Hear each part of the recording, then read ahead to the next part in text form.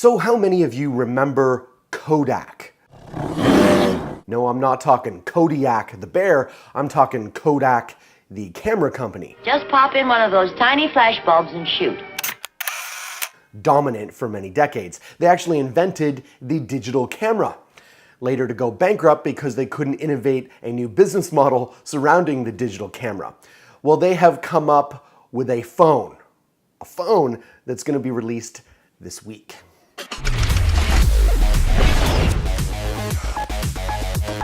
Well, what is left of the Kodak company has tried to innovate itself and come up with a phone. It's called the Kodak Ektra, and it arrives just in time for Christmas. This bizarre device will go on sale December 9th in Germany, with other markets to follow. Specs for the Kodak Ektra include a heavy focus on photography, naturally, with a 21 megapixel fast focus camera with PDAF and OIS f2.0 aperture and a dual LED flash. The front-facing camera also sports PDAF and comes with a 13 megapixel camera and an f2.2 aperture. It has a full manual mode, a Super 8 VCR video filter, and scene selection hardware dial complete the picture. But the Ektra has an incredibly capable host of competitors already crowding the smartphone photography space. Other specs include Android Marshmallow right out of the box, a Deco Core Helio X20 chipset clocked at 2.3 GHz, 3 GB of RAM, and 32 GB of expandable storage, a 3000 mAh battery with USB Type-C and fast charging. Kodak also offers a fancy retro phone case, but for 69 euros, I should call it a bloody camera bag. All right, let's keep things moving along to the alleged leaks we found on the Samsung Galaxy A5 2017 edition.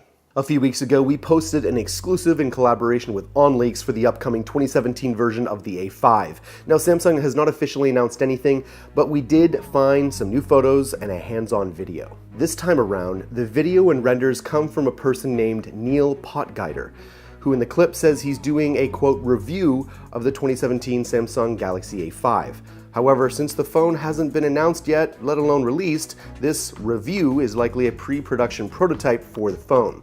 For example, the video shows the phone running on Android 6.0.1 Marshmallow, but it's more than possible that the final 2017 Galaxy A5 could have Android 7.0 right out of the box. Well, everyone loves bezel-less displays, right? Well, let's talk about Nubia. My Drivers has stumbled across a sleek-looking Nubia concept for a bezel-less smartphone.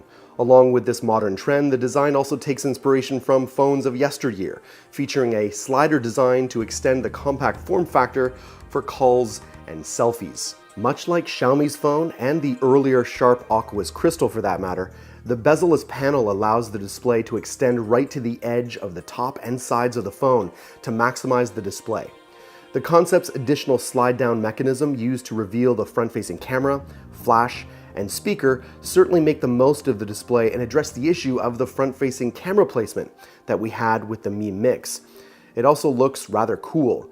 The back of the phone is less exciting, but does show off a selection of customizable cases, including metal, wood, and even leather options. All right, before we go, we gotta talk about cyanogen ink.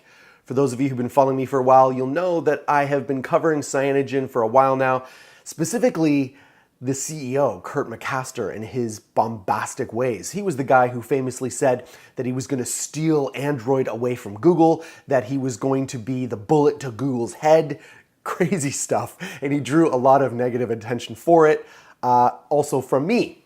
Now, we heard from Steve Kondik, the co-founder of Cyanogen Inc., and he talked about the company's failings. We started Cyanogen Inc. with the intent to bring Cyanogen Mod to more people and ship on devices right out of the box.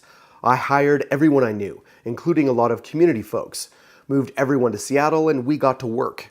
We got the project in order after a few years of technical debt and started to have some successes with our first devices. And then things took a turn for the worse. Unfortunately, once we started to see success, my co-founder, Kurt McCaster, apparently became unhappy with running the business and not owning the vision. This is when the bullet to the head and other misguided media nonsense started, and the bad business deals were signed. Being second in command, all I could do was to try and stop it, do damage control, and hope every day that something new didn't happen. Now, I should say here that not all is necessarily lost. If you look in the link below, there's another link to this article where Steve Condit actually pleads with the community, specifically the ROM community and the mod community, to ask for feedback. If he could raise money and start over again fresh, what should he do differently? He wants to hear from the community, so you want to check that link out and contribute if you can. Meet Jeremy Shoemaker, otherwise known as Shoe Money, and he became famous for this photo where he showed off a check that he made from Google AdSense. And he's become so good at making online businesses that he made an announcement that he does not start a new business unless he can secure the business's name in a .com. Now, why is that exactly? Well, no domain name extension tells your story with the same degree of trust as a .com or .net domain name. .com and .net domain name extensions inject credibility into your online presence. And who doesn't want to be credible? And don't forget, you get 15% off when you use our coupon code ANDROID. When you think domain names, think domain.com.